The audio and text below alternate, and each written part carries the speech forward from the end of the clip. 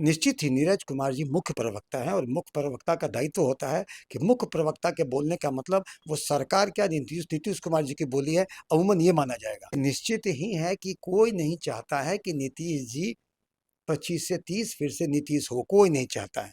लेकिन उनकी जो ब्लैकमेलिंग टैक्टिक्स है, उनकी जो आर्म ट्विस्टिंग टैक्टिक्स है, उनके अगल बगल कार्यकर्ता जो घिरे रहते हैं। अगर कोई एक हरियाणा के मुख्यमंत्री ने सम्राट चौधरी के बारे में मुख्यमंत्री पद का दावेदार बोला, नीतीश जी यहाँ पर को भवन में चले गए और भाजपा के सारे नेता को उनको को भवन से निकालना पड़ेगा और निकालना पड़ा। और नीतीश जी हमेशा ब्लैकमेल करते हैं कि हमें कुछ नहीं दोगे तो हम तेजस्वी के साथ चले जाएंगे। चाहे नीरज कुमार जितना भी कहें कि उन्हें अंधेरे में रखा जाता है, अगर ताली कैप्टन को तो गाली भी कैप्टन को। जिस तरह से बोर्ड आयोग और निगम की नियुक्ति हुई है, बवाल होना तय है।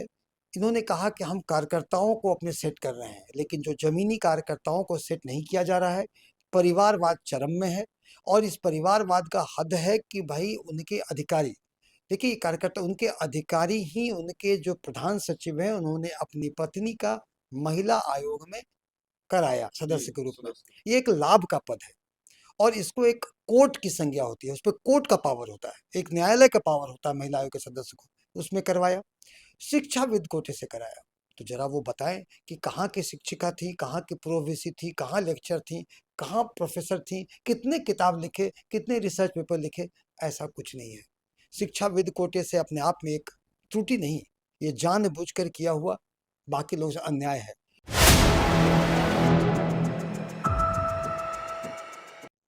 नमस्कार, आप देख रहे हैं 4 PM और मैं हूं अभिषेक मिश्रा। देखिए, बिहार के मुख्यमंत्री नीतीश कुमार की पार्टी जनता दल यूनाइटेड में भूचाल है और कलह नहीं है, महाकलह है। बोर्ड और आयोगों की नियुक्तियों के बाद सवाल उठ रहे थे और तब तक तो शायद जेडीयू के लिए ठीक हो, जेडीयू के लिए या नीतीश कुमार के लिए उतनी मुश्किल ना खड़ी हुई हो, जब तक विपक्षी पार्टियां सवाल उठा रही थी। विपक्ष तंज कस रहा था, पोस्टरें लगवा रहा था। तेजस्वी यादव कह रहे थे एक और आयोग बना ही दीजिए, नेशनल दामाद आयोग, मेहरारू आयोग, जिस तरह से नियुक्तियां हुई हैं। लेकिन अब जाकर जेडीयू की चुनौती बढ़ गई है, नीतीश कुमार की चुनौती बढ़ गई है। जेडीयू के मुख्य प्रवक्ता नीरज कुमार ने दावा किया है कि नीतीश कुमार को अंधेरे में रखकर ये सारे फैसले लिए गए हैं। सवाल है कि नीतीश कुमार को अंधेरे में कौन रख रहा है। हालांकि उन्होंने अशोक चौधरी पर हमला भी बोला है, तो क्या नीतीश कुमार को अंधेरे में रखकर अब फैसले लिए जाते हैं और पार्टी पूरी तरह से नीतीश कुमार के नियंत्रण में नहीं है? ये तमाम तरह के सवाल हैं और इस पर आज बातचीत करेंगे, इस भूचाल पर, इस महाकलह पर बातचीत करेंगे। हमारे साथ हैं वीआईपी पार्टी के नेता, बिहार के प्रख्यात डॉक्टर और एक पहचान यह भी कि जेडीयू के बहुत रसूखदार नेता, मुखर प्रवक्ता रहे, डॉक्टर सुनील कुमार। आपकी पुरानी पार्टी को लेकर तमाम तरह के सवाल हैं, हालांकि इस पर चर्चा पहले भी हो चुकी है और आप बता चुके हैं कि क्या स्थिति रही, परिस्थिति रही, किन वजहों से आपको जेडीयू छोड़नी पड़ी, डिफेंड करना मुश्किल हो जाता था, सब कुछ आप कह चुके हैं। लेकिन अब तो जेडीयू के मुख्य प्रवक्ता नीरज कुमार ने कहा है कि भाई नीतीश कुमार को अंधेरे में रखकर बोर्ड और आयोगों का फैसला लिया गया। नीरज कुमार को आप बेहतर जानते हैं हम लोगों से, आपकी पार्टी के मुख्य प्रवक्ता हैं, पुरानी पार्टी के मुख्य प्रवक्ता हैं, आपने उनके साथ काम किया है। कैसे देख रहे हैं उनके बयान को? वाकई किस तरह की स्थिति है जनता दल यूनाइटेड? देखिए, निश्चित ही हर व्यक्ति की उम्र और अवस्था होती है। नीतीश कुमार जी एक बड़े सफल मुख्यमंत्री रहे और सुशासन बाबू का उनको मोहर टैग लगा। मैंने उनके साथ काम किया उनके नेतृत्व से प्रभावित होकर। लेकिन हर व्यक्ति की उम्र और अवस्था, अब उनकी उम्र और अवस्था काम करने लायक नहीं है। उनकी शारीरिक और मानसिक स्थिति परफॉर्म करने लायक नहीं है। लेकिन उनके अगल बगल के लोग गिरोह बनाकर उनको छेक कर इनडायरेक्टली शासन का मजा ले रहे हैं। भाजपा वाले भी उनको गद्दी पर बैठा के सत्ता की मलाई चाट रहे हैं और उनको एक मनोवैज्ञानिक समस्या है, डिनायल, जिसमें कि वो मानने को तैयार नहीं है कि उनकी अवस्था अब मुख्यमंत्रित्व संभालने की नहीं है। ऐसे में इस तरह के फैसले तो हो गए ही और अमूमन ये जो गिरोह काम करता है वो अपने आम कार्यकर्ताओं को उनसे दूर करता जा रहा है। ये आज की बात नहीं, पहले की बात है। लेकिन मुख्यमंत्री नीतीश कुमार अपने दायित्व से पीछे नहीं हट सकते हैं। चाहे नीरज कुमार जितना भी कहें कि उन्हें अंधेरे में रखा जाता है, अगर ताली कैप्टन को तो गाली भी कैप्टन को। ये इनके कैप्टन नीतीश कुमार जी हैं, वो अपने दायित्व से पीछे नहीं हट सकते हैं। जिस तरह से बोर्ड, आयोग और निगम की नियुक्ति हुई है, बवाल होना तय है। इन्होंने कहा कि हम कार्यकर्ताओं को अपने सेट कर रहे हैं, लेकिन जो जमीनी कार्यकर्ताओं को सेट नहीं किया जा रहा है। परिवारवाद चरम में है, और इस परिवारवाद का हद है कि भाई उनके अधिकारी, देखिए कार्यकर्ता, उनके अधिकारी ही उनके जो प्रधान सचिव हैं, उन्होंने अपनी पत्नी का महिला आयोग में कराया सदस्य के रूप में। ये एक लाभ का पद है, और इसको एक कोर्ट की संज्ञा होती है, उस पर कोर्ट का पावर होता है, एक न्यायालय का पावर होता है महिला आयोग के सदस्य को। उसमें करवाया, शिक्षाविद कोटे से कराया। तो जरा वो बताएं कि कहाँ की शिक्षिका थी, कहाँ की प्रोविसी थी, कहाँ लेक्चर थी, कहाँ प्रोफेसर थी, कितने किताब लिखे, कितने रिसर्च पेपर लिखे। ऐसा कुछ नहीं है। शिक्षाविद कोटे से अपने आप में एक त्रुटि नहीं, ये जानबूझकर किया हुआ बाकी लोगों से अन्याय है। इसके साथ उन्होंने अपने क्या किया कि उनके जब उनकी नियुक्ति हुई, तो वो अपने पते में पति का नाम नहीं दी, वो पिता का नाम दे। शादीशुदा स्त्री अपने पति का नाम देते हैं, और पति का नाम अगर नहीं दिए हैं तो वो बताएं कि क्या उनके संबंध ठीक नहीं चल रहे हैं, किन कारणों से वो अपने पति का नाम नहीं दे। पत्राचार का पता लिखे, उन्होंने कोई और पत्राचार का पता लिखे, रहती हैं अपने पति के साथ, पत्राचार का पता कोई और दी। ये जानबूझकर इसको फ्रॉडिज्म क्यों नहीं माना जाए। इसके साथ ही आप देख लें, कहते हैं कि हमने कार्यकर्ताओं को सेट किया। वो बताएं कि जदयू की कार्यकर्ता थी, या भाजपा की कार्यकर्ता थी, कि लोजपा की कार्यकर्ता थी तो कब से? वो कोई कार्यकर्ता नहीं थी। मैंने एक उदाहरण दिया, सारा उदाहरण दूंगा तो पूरा आपका इंटरव्यू उदाहरण में चलता रहेगा। किसी के दामाद को कहते हैं, और बिहार सरकार के मंत्री अपने दामाद को डिफेंड करते करते कहते हैं कि वो आरएसएस कोटे से आए हैं। अब बताइए, आरएसएस कोटा कौन से एक्ट में है? ये संवैधानिक पद है। शिक्षाविद कोटा होता है, समाज सेवी कोटा होता है, एक्स ऑफिशियो कोटा होता है। आरएसएस कोटा कौन सा कोटा है? और ये हम और आप नहीं बोल रहे हैं, एक सम्मानित मंत्री बोल रहे हैं। ये गिरोहबाजी नहीं तो और क्या है। देखिए, निश्चित ही जो कार्यकर्ताओं से नीतीश जी दूर होते जा रहे थे, और ये कार्यकर्ताओं के साथ अन्याय है। परिवारवाद चरम पे, लोग अपने दामाद का, अपनी पत्नी का लोग करा रहे हैं। ऐसे में आम कार्यकर्ताओं में फ्रस्ट्रेशन होगा, और वो पार्टी छोड़ेंगे।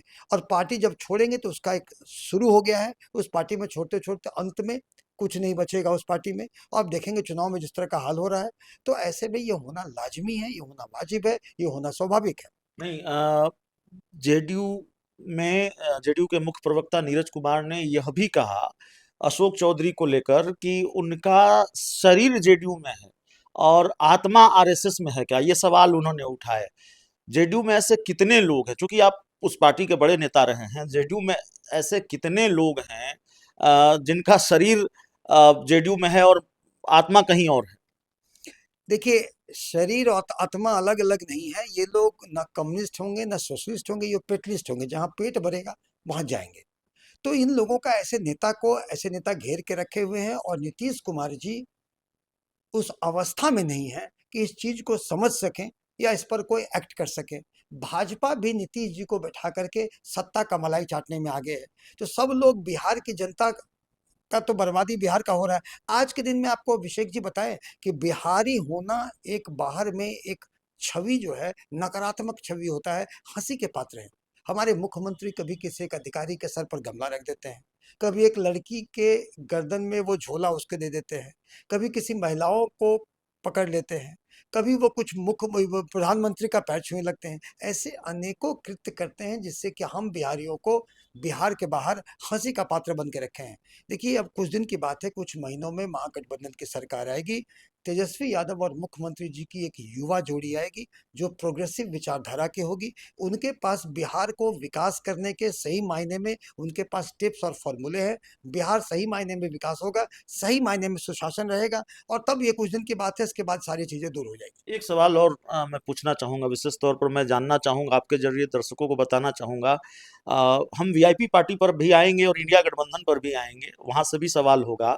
लेकिन चूंकि जेडीयू के आप बड़े नेता रहे हैं, मुखर प्रवक्ता रहे हैं, हमने कहा नीरज कुमार के साथ काम किया है, हम लोग जितना समझते हैं, या उनकी छवि जो है, नीरज कुमार की जो छवि है, कि वो जब बोलते हैं बड़े गंभीर किस्म के नेता माने जाते हैं, यूं ही कुछ नहीं बोलते या बोलने के लिए सिर्फ नहीं बोलते। कहा यह जाता है उनके बारे में, कई बार चर्चा आपने भी सुनी होगी कि नीरज कुमार कुछ कहें तो समझिए कि नीतीश कुमार ने कहा है।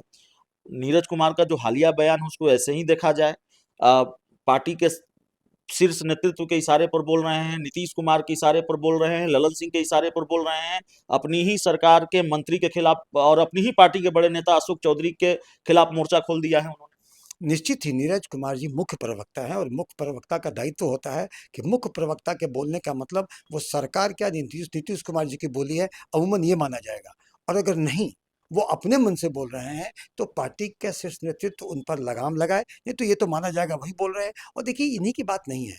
आज के दिन में जदयू के सारे नेता एक समझिए अपने आप में पेसमेकर हो गए हैं, अपने अपने रिदम से बीट कर रहे हैं। मेडिकल टर्म में समझाता हूँ, जी। अल्टीमेटली कि एट्रियल फिब्रिलेशन होगा और हार्ट बीट करना बंद कर जाएगा। तो जदयू की हालत अब उसी हालत में है, सारे नेता पेसमेकर हैं, जदयू फिब्रिलेशन में है, हार्ट स्टॉप करना ही है। अब समय की उल्टी गिनती शुरू हो गई है। अब बात करेंगे हर व्यक्ति, आज देखिए कल से बड़े-बड़े नेता ज्वाइन कर रहे हैं महागठबंधन में।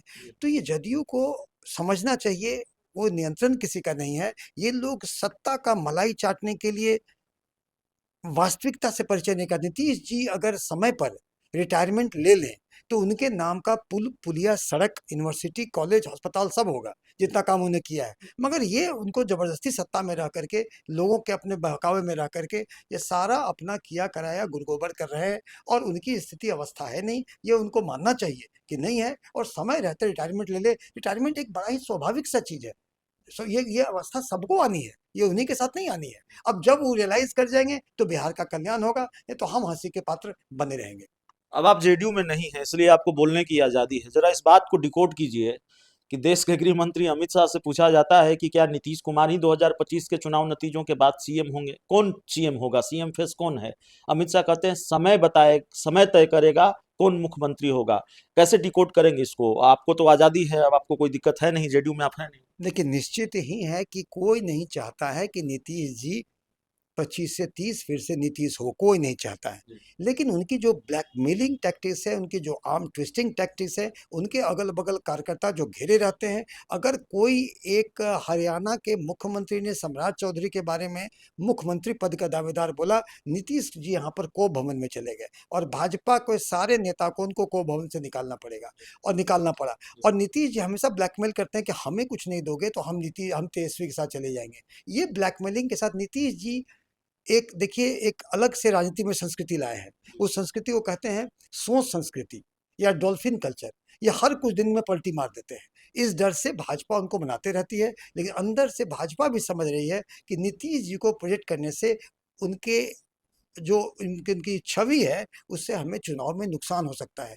इसी छटपटाहट में भाजपा का शीर्ष नेतृत्व कभी कुछ बयान देता है, कभी कुछ बयान देता है। ये इस बात का द्योतक है कि वो लोग वहां पर नीतीश जी को नहीं जान मानना चाहते हैं मुख्यमंत्री, क्योंकि जानते हैं इनके बनने से घाटा होगा। लेकिन लेकिन कुछ नहीं कर पा रहे हैं वो करके, क्योंकि वो भी ब्लैकमेलिंग टेक्टिक से वो मुख्यमंत्री बने रहना चाहते हैं। क्या होगा भगवान मालिक है। लेकिन 2-3 महीने की बात है, जिसको जितनी नौटंकी करना हो कर लें। जैसा कि मैंने कहा, महागठबंधन की सरकार सशर्त आ रही है, शर्तियाँ आ रही है। शर्तियाँ आएगी और तेजस्वी और मुकेश सहनी की जोड़ी बिहार का नेतृत्व करेगा और बिहार को एक अग्रणी राज्य का दर्जा होगा कि वो अलग-अलग राज्य से बिहार एक अग्रणी राज्य में होगा और एक सही मायने में सुशासित राज्य और सही मायने में विकसित राज्य के रूप में प्रतिस्फुटित होगा। अब वीआईपी पार्टी से जुड़ा हुआ सवाल है। सर, तो आपने भी जगरा रखा है तेजस्वी यादव का, 60 सीटों की डिमांड कर रहे हैं। कहाँ तक आएंगे पीछे? 60 सीटें तो मिल नहीं सकती, 60 सीटों की डिमांड तो पूरी नहीं हो सकती। ये जो गणित हम समझ रहे हैं इंडिया गठबंधन में सीट शेयरिंग का, उसकी जो सामान्य समझ रखता है वो भी, उसको भी मालूम है कि ये 60 सीटें वीआईपी पार्टी को नहीं मिल सकती। सीटें इंपॉर्टेंट हैं या डिप्टी सीएम की जो कुर्सी है वो इंपॉर्टेंट है? मान जाएंगे 60 से कम सीटों पर, और कितनी सीटों से कितनी सीटों पर मानेंगे? पहले मैं अपनी हम लोग अपने पार्टी की पृष्ठभूमि बताते हैं। पिछले बार महागठबंधन और एनडीए में सरकार बनने में केवल 12,500 मतों का अंतर था। जी। और मुकेश सहनी एनडीए में थे। जी। और अब मुकेश सहनी यहाँ है। और निषाद समाज के सर्वमान्य नेता हैं। जी। इनके पास वोट ट्रांसफरिंग कैपेसिटी है। जी। निषाद समाज जातीय जनगणना के अनुसार 9.65% है, मगर वास्तव में कहीं ज्यादा है। इतने परसेंटेज का सर्वमान्य नेता होकर नेतृत्व करने वाले आदमी, जिन्होंने निषाद समाज का सशक्तिकरण किया है, उनका जगाया और उनके हक हुकूक के लिए लड़ रहे हैं और अति पिछड़ा का बेटा है, इसलिए अति पिछड़ा का जो राजनीति नीतीश कुमार करते थे, अब वहाँ पे कहीं न कहीं नीतीश कुमार की अवस्था के बाद अति पिछड़ा समाज एक अलग नेतृत्व खोज रहा है और अति पिछड़ा का बेटा से अच्छा नेतृत्व कौन कर सकता है? तो ऐसे में जो मुकेश सहनी जी की ताकत है, वैसे में उनकी सीटें की जो बात कर रहे हैं, तो जब अक्रॉस द टेबल जब महागठबंधन के घटक दल का शीर्ष नेतृत्व बैठेगा, सीटों पर सीट टू सीट उस पर डिस्कशन होगा, किसकी दावेदारी क्यों है, उस संबंध में चर्चाएँ होंगी और जो होगा, बड़े आराम से होगा क्योंकि पूरे महागठबंधन के घटक दल चट्टानी एकता के साथ हैं और एनडीए के घटक दल नारंगी एकता के साथ हैं। छिलका हटाइएगा, फाके फाक अलग हो जाएगा, सब केवल स्वार्थ में है। इसीलिए हम लोग का कोई इसमें समस्या नहीं है। चलिए, हमारे साथ वीआईपी पार्टी के वरिष्ठ नेता और कभी जनता दल यूनाइटेड के वरिष्ठ नेता, कद्दावर नेता रहे, पार्टी के मुखर प्रवक्ता रहे, डॉक्टर सुनील कुमार सर थे।